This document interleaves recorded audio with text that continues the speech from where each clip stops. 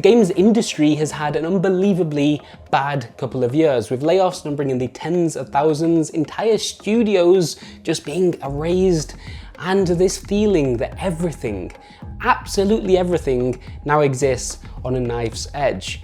Your game, your team, your job, they could all be at risk. And it was with that cheery state of mind that I accepted an invitation from a trade union here in the UK called IWGB Game Workers to give a short speech at one of their meetings about what on earth is going on here and how we're possibly meant to fix it. Now, People Make Games has always been open about its politics, but well, this one is literally me speaking in front of a trade union, so I guess buckle in, comrade. It's time to talk about a different kind of games industry. Okay, hello everyone. This is actually the second time I've been invited to speak at a Game Workers event, which is extremely kind. But the first time I declined the invitation because I hate all of you. No, it's because I felt like it was important in my role as a journalist to maintain an amount of distance from myself and the people and the organizations that I may need to report on. I don't think we should necessarily be exchanging Christmas cards, shouldn't get brunch. I do like brunch, we can get brunch. But I am here today, right? So something's changed and I want to talk about that.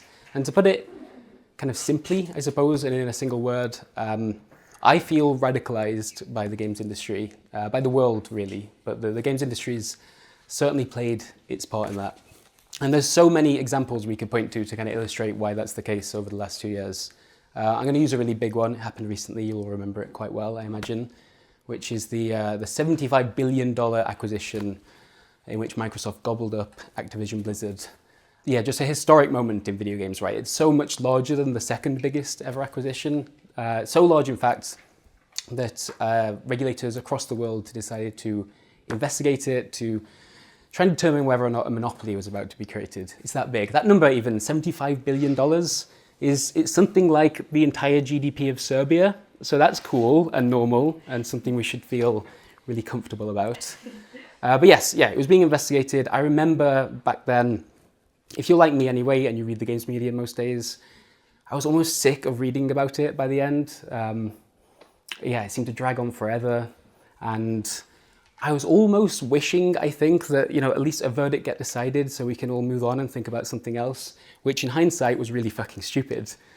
Because 3 months after that dotted line had been signed, 3 months after Serbia's entire GDP had been deposited into Bobby Kotick and his pals' pockets, 2,000 people were laid off.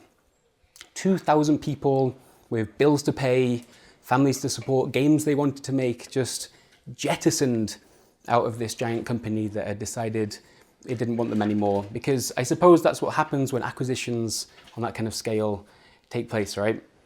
Now, had the acquisition not gone ahead, I'm sure there still would have been layoffs. Would it have been 2,000? I don't think so. But this is something about, I don't know, that process, paying $75 billion and then upending 2,000 people's lives, that is just so insulting. And yeah, speaking of insulting, 3 months after that, so we're now 6 months away from the acquisition having happened, Xbox announced that 3 entire studios were going to be shut down. Arcane Austin, Tango Gameworks, Alpha Dog Studios. There was another that was kind of swallowed up into something else, but those 3 were just gone in a moment. And there's a quote from that period that has kind of wormed its way into my brain and just sort of festered there. You will have probably heard this one already, but if you've not heard it, you're in for a treat. It's from Matt Booty, the head of Xbox Game Studios.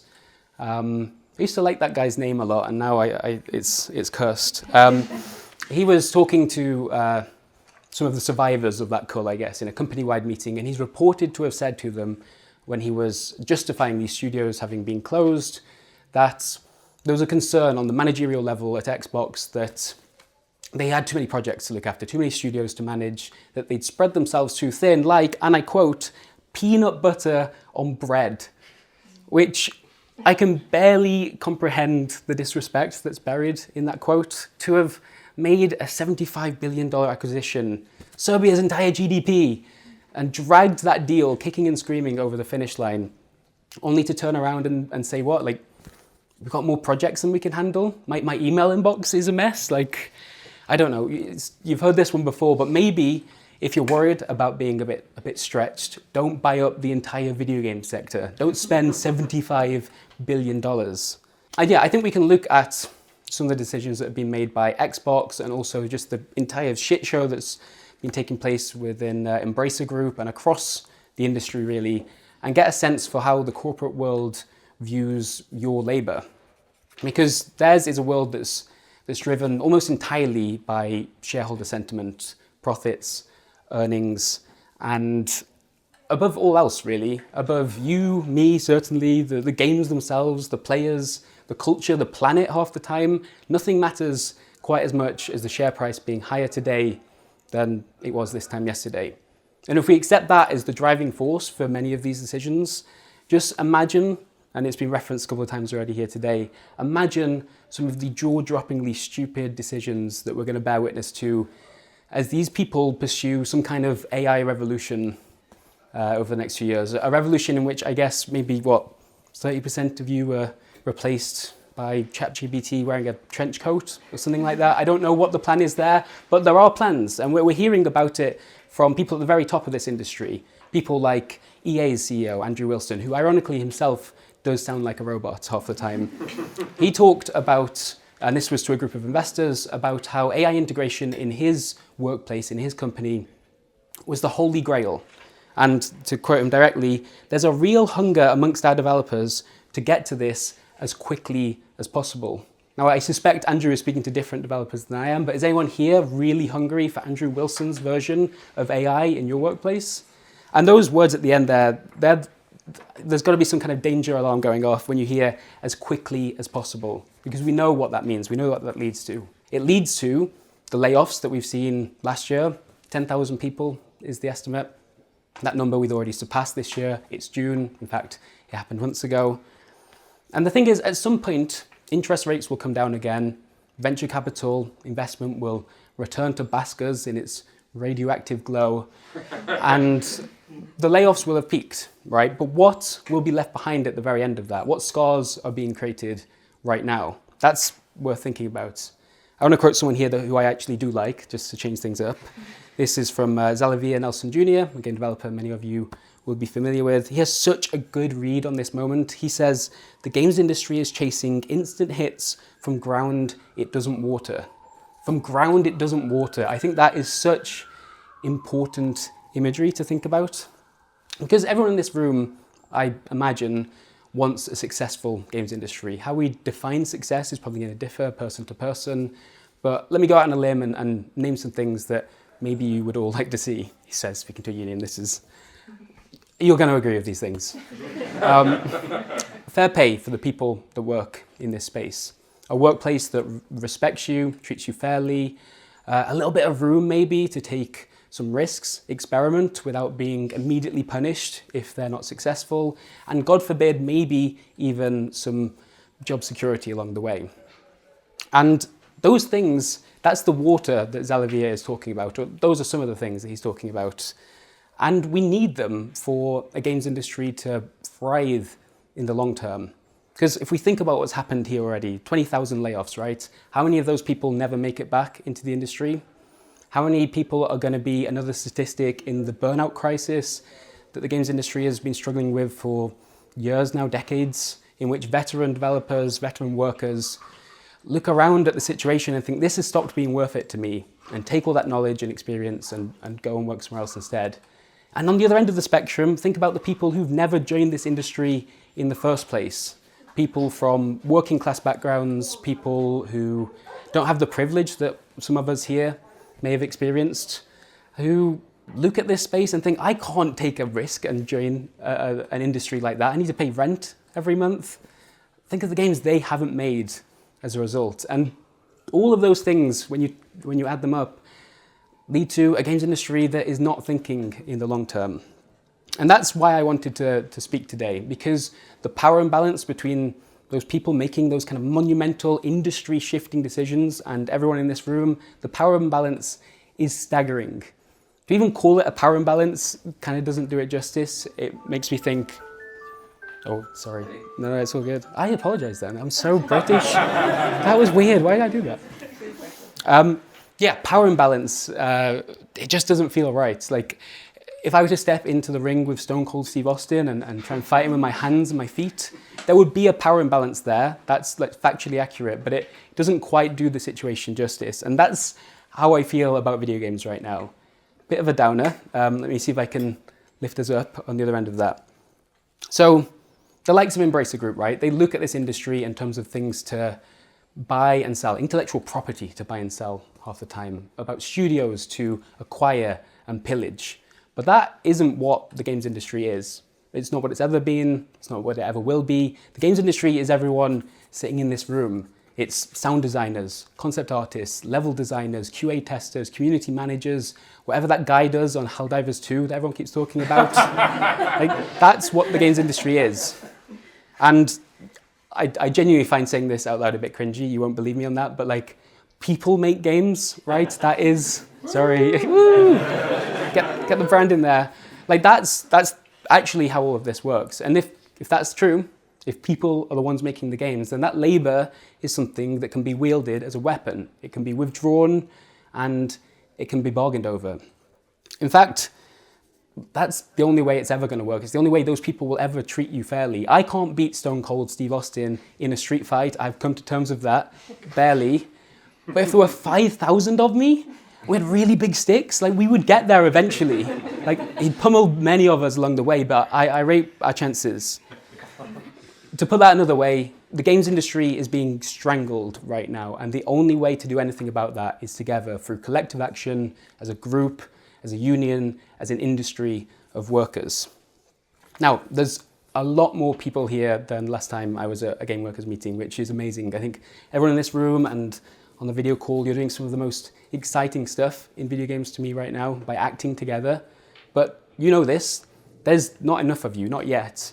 Like, on an industry-wide scale, the games union movement it doesn't have enough members, it doesn't have anywhere close to enough resources to fight the scale of the moment we currently find ourselves in.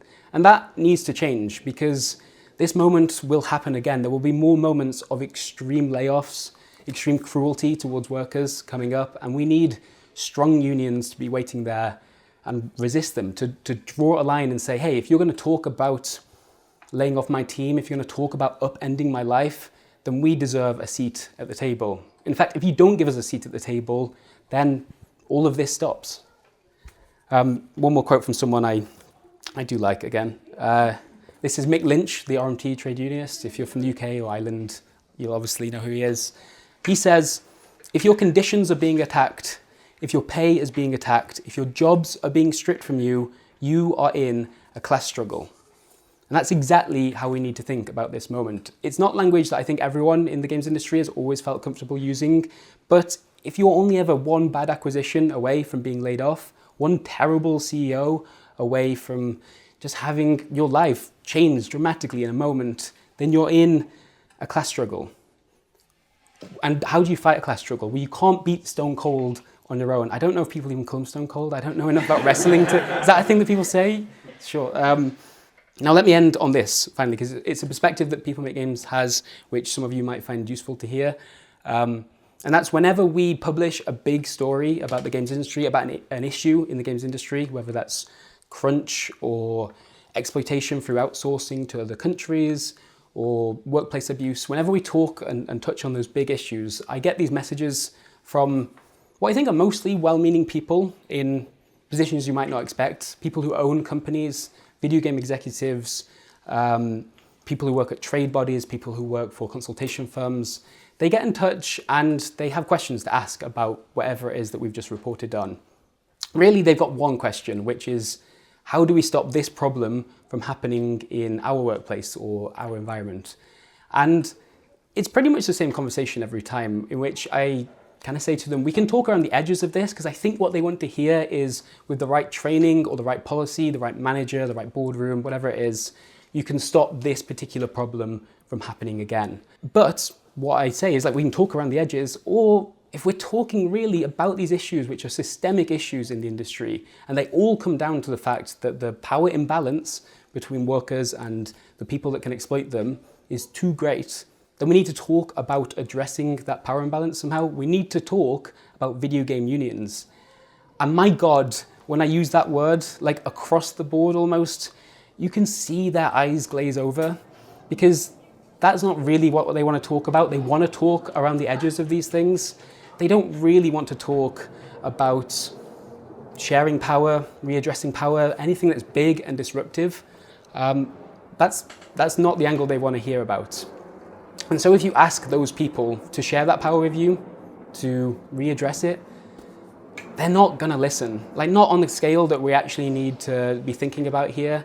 So really, it's not about asking, because when you come to one of these meetings and when you speak to the other people here and recognize that you're facing the same kinds of problems, when you experience that solidarity, when you experience what Mick Lynch wants you to call a class struggle, then you can also realize something really beautiful about what all of this means. It means that when there's enough of you, when you've got really, really big sticks, you get to stop asking to share that power. You get to demand it instead.